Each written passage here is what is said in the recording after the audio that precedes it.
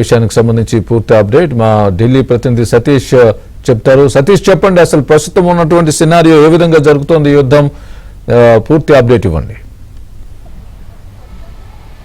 Yes స్వామి, ఓవైపు Iran, మరోవైపు Israel, America కలిసి సంయుక్త దాడులు ఇరాన్ దేశంపై పెద్ద ఎత్తున చేస్తున్నారు. ఇక ఇరాన్ రాజధాని టెహరాన్లో భీకర పోరు కొనసాగుతుంది. ప్రధానంగా అధ్యక్షుడి నివాసం ప్రధాన టార్గెట్గా కూడా అటు ఇజ్రాయెల్ కావచ్చు, అమెరికా సంబంధించిన ఫోర్స్ అయితే కూడా టార్గెట్గా చేసినట్టు కూడా చాలా స్పష్టంగా అర్థమవుతుంది. దాదాపు ఉదయం నుంచి ఒక భీకర వాతావరణం అయితే కొనసాగుతుంది. ఇక రెండు దేశాల్లో సైతం కూడా ఇప్పటికే ఒక అలర్ట్ను జారీ చేశారు. ఎమర్జెన్సీ పరిస్థితులు నెలకొన్నాయి, దేశంలో అప్రమత్తంగా ఉండాలని కూడా ఇప్పటికే ఆ దేశాలు రెండు కూడా ప్రజలను హెచ్చరించడం జరిగాయి. మరోవైపు అమెరికా మద్దతుతోనే అమెరికా ఫోర్స్తో నేరుగా ఇజ్రాయెల్ దూకుడుగా ఇరాన్ వైపు వెళ్తున్న పరిస్థితిని చూస్తున్నాం. భీకరమైన వాతావరణం ప్రస్తుతం ఆ దేశంలో కనిపిస్తుంది. పౌరులు ఎవరు కూడా బయటికి రావద్దంటూ కూడా ఆంక్షలు విధించిన పరిస్థితి నెలకొంది. ఎందుకంటే కొంత ఎమర్జెన్సీ వాతావరణం, మరోవైపు ఎక్కడికక్కడ కూడా ఎక్కడ చూసినా కానీ పూర్తిగా కూడా ఆ రోడ్లన్నీ కావచ్చు, మరోవైపు ఇరాన్లో అనేక ప్రాంతాలు కూడా పూర్తిగా కూడా మంటలతో ఎక్కడికక్కడ కనిపిస్తున్న పరిస్థితి నెలకొంది. మరోవైపు ఇరాన్ సైతం కూడా అదే స్థాయిలో దాడులకు కూడా ప్రణాళికలు రచిస్తుంది. క్షిపణులతోనే విస్తృతంగా దాడులు చేసేందుకు ఇజ్రాయెల్ పైన కూడా ఇప్పటికే ఏర్పాట్లు చేసింది. దాదాపు ఉదయం నుంచి కూడా అలాంటి పరిణామాలే ప్రస్తుతం చోటు చేసుకుంటున్నాయి. మరోవైపు పక్కనే ఉన్న యుఏఈ లాంటి కంట్రీలు సైతం కూడా తీవ్ర ఇబ్బందులు ఎదుర్కొంటున్న పరిస్థితి ఉంది. మరోవైపు ఇరాన్కి సంబంధించి కావచ్చు, ఇజ్రాయెల్కి సంబంధించిన కావచ్చు, రెండు గగనతలాలను ఇప్పటికే మూసివేసిన పరిస్థితి నెలకొంది.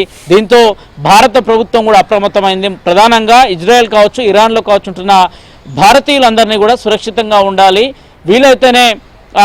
వీలైతే ఎమర్జెన్సీ పరిస్థితుల్లో హెల్ప్ లైన్లను కాంటాక్ట్ చేయాలి, మరోవైపు బంకర్లలో కావచ్చు, నివాసాల్లో కావచ్చు, రెండిట్ల నుంచి కూడా బయటికి రావద్దంటూ కూడా వారికి స్పష్టమైన అడ్వైజరీ జారీ చేస్తున్నారు. భారత ఎంబసీని రెండు దేశాల్లో సైతం కూడా ఏమైనా ఎమర్జెన్సీ అయితే వారిని కాంటాక్ట్ చేయాల్సింది కూడా ఇప్పటికే భారత ప్రభుత్వం ఎప్పటికప్పుడు ఆ పరిస్థితులను కూడా పరిశీలిస్తున్న పరిస్థితి నెలకొంది. దాదాపు ఇక ఇజ్రాయెల్ కావచ్చు, అమెరికా కావచ్చు, ఇరాన్కి జరుపుతున్న దాడుల్లో తెలిసి ప్రధానంగా సుప్రీం లీడర్ అయిన ఖమైనీ, ఇరాన్ అధ్యక్షుడు మసద్తో పాటు ప్రధాన నివాసాల ముందు దాదాపు 30 ప్రాంతాలను కూడా టార్గెట్గా ఇజ్రాయెల్ చేసినట్టు కూడా చాలా స్పష్టంగా అర్థమవుతుంది. ఆ 30 ప్రాంతాలను లక్ష్యంగా చేసుకొని వారిపైన దాడులు కూడా చేస్తున్నట్టు తెలిసింది. అయితే ఇరాన్ రక్షణ శాఖ మంత్రి మృతి చెందినట్టు తెలిసింది, కానీ దానిపైన ఇప్పటివరకు అధికారిక ప్రకటన మాత్రం ఎక్కడ కూడా వెలువడలేదని చెప్పాల్సి ఉంటుంది. మరోవైపు ఇరాన్ వైపు నుంచి స్పందన వచ్చినప్పుడు కూడా ఇక ఉత్తర ఇజ్రాయెల్లో సైరన్ల మూత వినిపించడం, గగనతల రక్షణ వ్యవస్థను ఎప్పటికప్పుడు కూడా మానిటరింగ్ చేస్తున్న పరిస్థితి నెలకొంది. ఇక దేశ సైన్యం కూడా ఇవే అంశాలను కూడా స్పష్టంగా వెల్లడిస్తుంది. డ్రోన్లు, క్షిపణులతో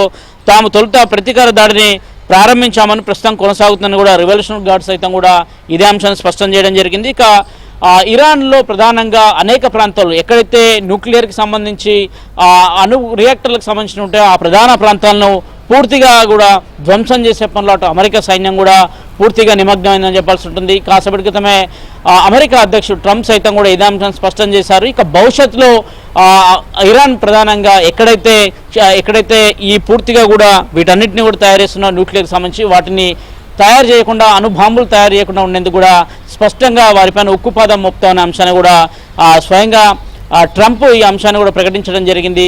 మొత్తం ప్రస్తుతం ఇరాన్ కావచ్చు, అదేవిధంగా ఇజ్రాయెల్ కావచ్చు, భీకర యుద్ధ వాతావరణం నెలకొందని చెప్పాల్సి ఉంటుంది.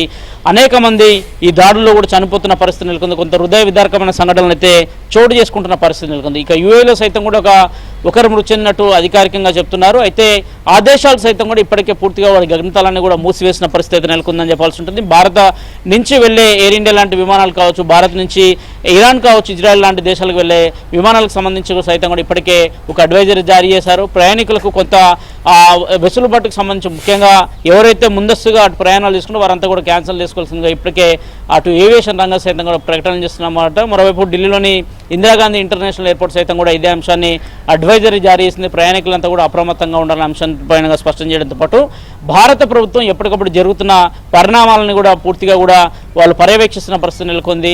రెండు దేశాల మధ్య కూడా గత కొన్ని రోజుల నుంచి కూడా నివురుగప్పు నిప్పినలాగా ఉన్న పరిస్థితి నెలకొంది. అయితే అమెరికా ఎప్పటికీ తన సైన్యాన్ని పూర్తిగా కూడా ఇరాన్ పరిసర ప్రాంతాల్లో మోహరిస్తుందో నాటి నుంచి కూడా కొంత రెండు దేశాల మధ్య కూడా ప్రధానంగా రెండు దేశాల మధ్య కూడా యుద్ధ వాతావరణం అయితే తారస్థాయికి అయితే చేరుకుందని చెప్పాలి.